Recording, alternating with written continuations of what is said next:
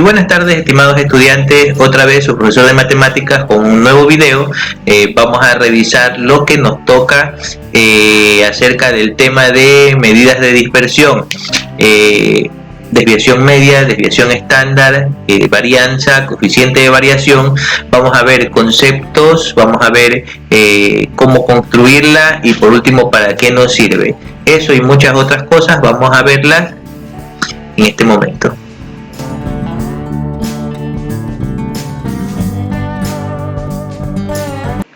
Y bueno, empezando con el tema de esta semana, pues, que es las medidas de dispersión.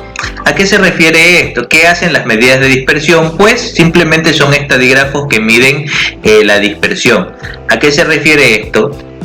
A que cuando yo tengo una población, ¿ok? Y esa población yo le saco una media aritmética, entonces debo de saber si esa media aritmética es representativa de los valores que tiene la distribución. En este caso, por ejemplo, yo puedo decir, imaginen ustedes una media aritmética, por ejemplo, entre dos valores que son 1 y 10, ¿ya? Y otra media aritmética entre dos valores que son 5 y 6. Entonces, si yo saco la media aritmética, si yo sumo los dos valores 1 y 10 en 11, dividido para 2 es a 5.5. Entonces yo tengo que la media aritmética en ambos casos es 5.5. 5 más 6, ¿ya? Entonces, ¿dónde está la diferencia de esto? Está en que en el primer caso, la media aritmética está bastante alejada de los extremos, que son 1 y 10, mientras que en el segundo caso, la media aritmética 5.5 está bastante cerca de 5 y de 6, que son también los valores utilizados en la segunda distribución. Entonces, ¿esto qué significa? Que en el primer caso, si yo escojo uno de los valores intermedios, ¿ya? Entonces significa que tendré un pequeño margen de error, ¿ya? Tendré un pequeño margen de error, mientras que en el otro caso, si yo escojo un valor al azar, ese valor va a tener un alto margen de error. ¿Qué hace la diferencia aquí? Que en la segunda distribución, la de 5 y 6, el margen de error es pequeño, por lo tanto mi decisión es confiable.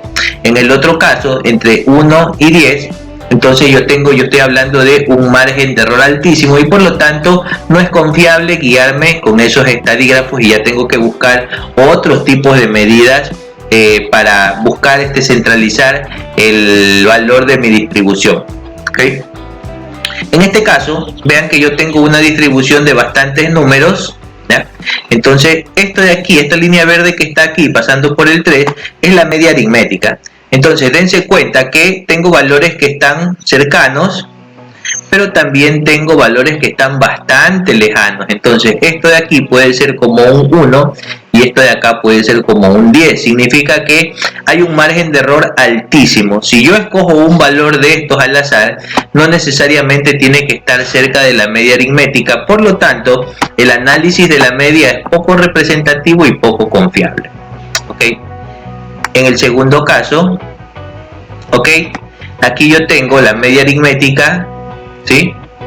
Que es esta línea verde, y tengo todos los valores de la distribución que vean que están concentrados y están casi pegados, ¿ya? A la media aritmética. Por lo tanto, vean que en estos casos es bastante pequeño mi margen de error. Si yo escojo uno de los valores, ¿ya? Como por ejemplo al azar escojo vean que la distancia que hay de este valor a la media es bastante pequeña, tanto por arriba como los valores que están abajo. Entonces yo estoy seguro que al escoger un número de esta distribución me voy a equivocar por poco a la media, ¿ya? Me voy a acercar bastante a la media.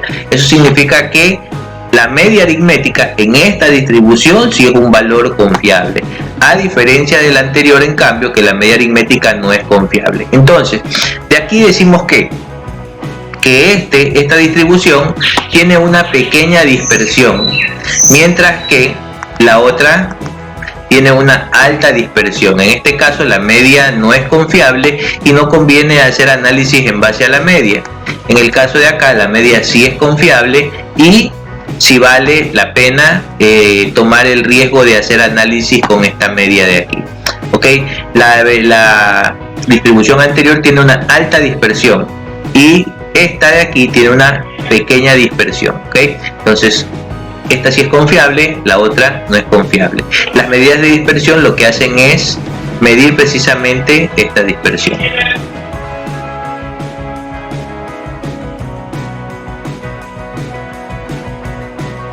Bueno, ahora que sabemos qué es dispersión, vamos a ver lo que es una desviación. En este caso, volvemos a la primera distribución, donde vemos que los valores son bastante dispersos, es decir, que se alejan bastante de la media aritmética. Entonces aquí es donde yo puedo comenzar a medir la desviación.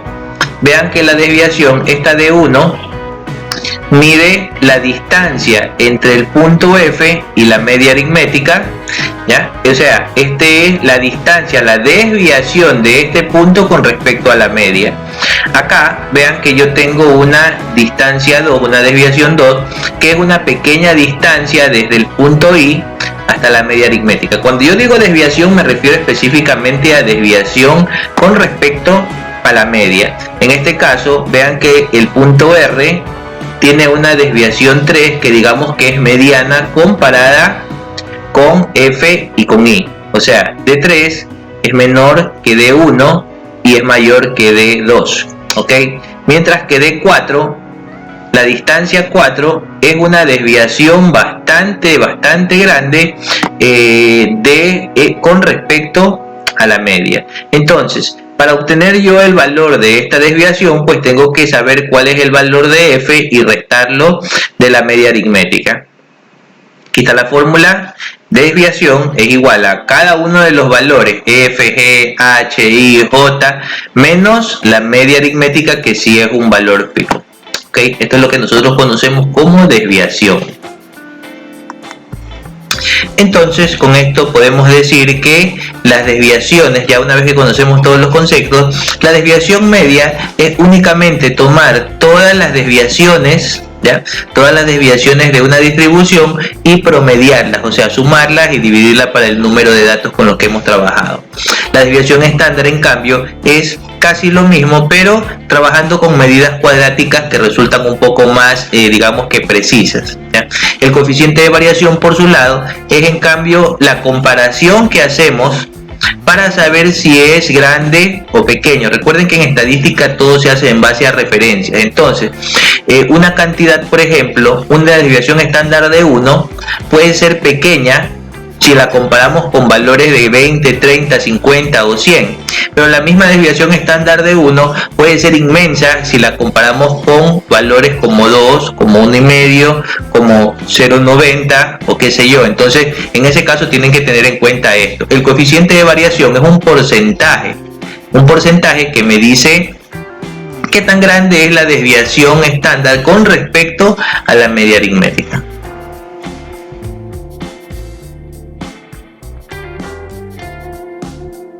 Bueno, una vez que ya conocemos todo lo que significa la desviación y ya hemos visto la media aritmética, entonces podemos comenzar a construir la fórmula de la desviación media y la desviación estándar, que son las medidas de dispersión que tenemos que estudiar. En el primer caso, antes de sacar cualquier desviación, recuerden que yo necesito primero la media aritmética. Entonces la media aritmética, ¿ok?, es igual a ¿qué? A la sumatoria de todas las XY por su respectiva faz. Noten por favor el orden con el que estoy construyendo las fórmulas, ¿ya? Noten el orden porque de la misma manera tengo que irlas construyendo en el cuadro o la tabla que voy a crear precisamente. ¿Ok?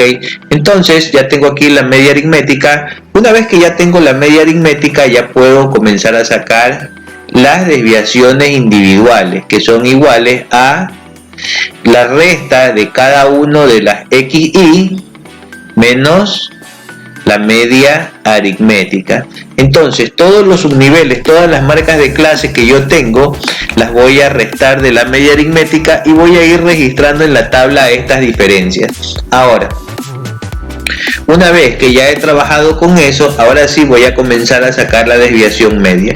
Noten el orden de la construcción de la fórmula, ¿ok? La fórmula de la desviación media era la sumatoria de todas las desviaciones, vean que es con valor absoluto, multiplicadas por el faz. ¿Ok? Entonces multiplico la desviación por cada uno de los faz, le hago sumatoria y la divido para el tamaño de la muestra. Ahí tengo ya la desviación media. Ahora, antes de sacar la desviación estándar, yo tengo que sacar otra, una versión cuadrática que se llama la varianza. ¿Ok? Entonces empezamos para la varianza, cuyo signo es este de aquí, que es parecido a una S, pero no es una S. Entonces yo tengo que sacar la sumatoria de todas las desviaciones elevadas al cuadrado y por faz. ¿Ok?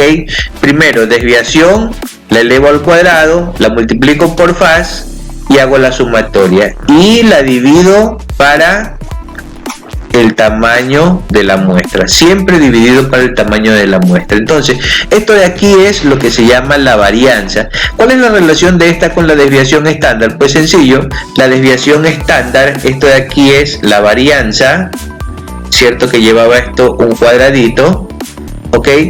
Ahora, la desviación estándar, que también se representa con la letra S, es igual a la raíz cuadrada de la varianza. Entonces, una vez que ya he sacado la varianza, puedo sacar la desviación estándar. ¿Ok? Bien, por último, y para terminar con esta fase, tengo el coeficiente de variación, que es igual a la desviación estándar dividida para la media aritmética, y todo esto multiplicado por 100. Y ahí tengo ya mis medidas de dispersión. Ahora, una vez que ya tengo las fórmulas, tengo que ir viendo, como les decía, la forma de irlas construyendo una por una, ¿ok? Y luego las voy transformando en una tabla. Eso lo vamos a ver en la siguiente fase, ¿ya?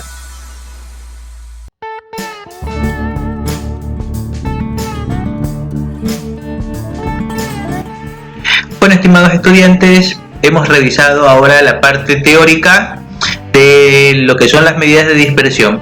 En la segunda parte vamos a ver ejercicios y cómo construir una tabla para estas medidas de dispersión. Nos vemos entonces en la segunda parte.